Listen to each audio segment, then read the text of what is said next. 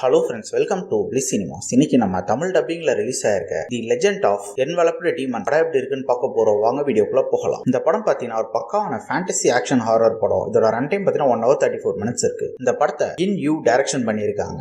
இதுல வேஞ்சின்கோ, லைச்சன் மற்றும் பலர் நடிச்சிருக்காங்க. இப்ப இந்த படத்தோட கதையை பத்தி பார்க்கலாம். அந்த ஊர்ல பாத்தீங்கன்னா நம்ம ஹீரோஸ் 3 பேரும் தான் பயங்கரமா பேய் ஓட்டுறவங்க. அவங்க ஒரு கட்டத்துல எல்லா பேயுமே ஓட்டிட்டோம் அப்படின்ட்டு அவங்க நார்மலான லைஃப்க்கு போயிடுறாங்க. அப்ப பாத்தீங்கன்னா 3 பேருமே மீன்பிடி தொழில் தான் பண்ணிக்கிட்டு இருக்காங்க. சிம்பிளான லைஃப வாழ்ந்துகிட்டு வராங்க. ஒரு 7 வருஷத்துக்கு அப்புறம் பாத்தீங்கன்னா சடனா மனுஷங்க எல்லாம் பேயா மாறிக்கிட்டு இருக்காங்க. அதை தடுக்கிறதுக்காக நம்ம ஹீரோஸ் கலையறங்குறாங்க. அதுக்கப்புறம் இந்த படத்துல என்னென்ன சுவாரஸ்யமான சம்பவம் நடக்குது அப்படின்றது தான் இந்த படத்தோட முழு கதையே. இப்ப இந்த படத்தோட பாசிட்டிவ் நெகட்டிவ் பார்க்கலாம். பாசிட்டிவ், தமிழ் டப்பிங் ரொம்ப நீட்டா லிப்சிங் கூட பண்ணி கொடுத்திருக்காங்க. ஸ்டோரி பிளாட் பாத்தீங்கன்னா இது ஒரு யூசுவலான ஸ்டோரி பிளாட் தானாலும் அதையே ஓரளவு இன்ட்ரெஸ்டிங்கா எழுதி எடுத்திருக்காங்க. படத்துல ஒரு ஹாரர் எலிமெண்ட்ஸ்லாம் பார்க்கறதுக்கு நல்லாவே இருக்கு. இவங்க கிரியேட் பண்ணிருக்க அந்த ஃபேண்டசி வேர்ல்டும் பார்க்கறதுக்காக இருக்கு. படத்துல ஒரு ஹாரர் சீக்வன்ஸ்லாம் ஓரளவு நீட்டாவே காமிச்சிருக்காங்க. ஜம்ப்ஸ்கர்ஸ் அங்கங்க வரதான் செய்யுது. அதே மாதிரி பாத்தீங்கன்னா விஎஃப்எக்ஸ்லாம் நீட்டா பண்ணிருக்காங்கன்னு சொல்ல முடியாது, ஆனா ஓகேவா பண்ணிருக்காங்கன்னு வேணா சொல்லலாம். கேரக்டர் ரைட்டிங்கும் பாத்தீங்கன்னா படத்துல முக்கியமான கேரக்டர் ரொம்ப நீட்டாவே எழுதி டிசைன் பண்ணிருக்காங்க. ஸ்கிரீன் பிளேஸும் பாத்தீங்கன்னா படத்தை பெருசா போர் அடிக்காத அளவு ஸ்டார்டிங்ல இருந்து எண்ட் வரைக்கும் எழுதி எடுத்திருக்காங்க. டெக்னிக்கல் ஆஸ்பெக்ட்ஸ்ல சினிமோட்டோகிராஃபில சூப்பரா பண்ணி கொடுத்திருக்காங்க. சவுண்ட் எஃபெக்ட்ஸ், பிஜிஎம் எல்லாமே நல்லாவே இருக்கு. அதே மாதிரி பாத்தீங்கன்னா இவங்க ஸ்டோரி பிளாட்ல இன்னும் கொஞ்சம் எதனா மாற்றம் பண்ணிருக்கலாம். பார்த்து அதே அரகப்பழசான ஸ்டோரி பிளாட்டா தான் இருக்கு. அதே மாதிரி ஸ்கிரீன் பிளேல இன்னும் கொஞ்சம் மெனக்கெட்டு எழுதினாங்கன்னா இந்த படம் வேற லெவல்ல ஒரு படமா வந்திருக்கும்.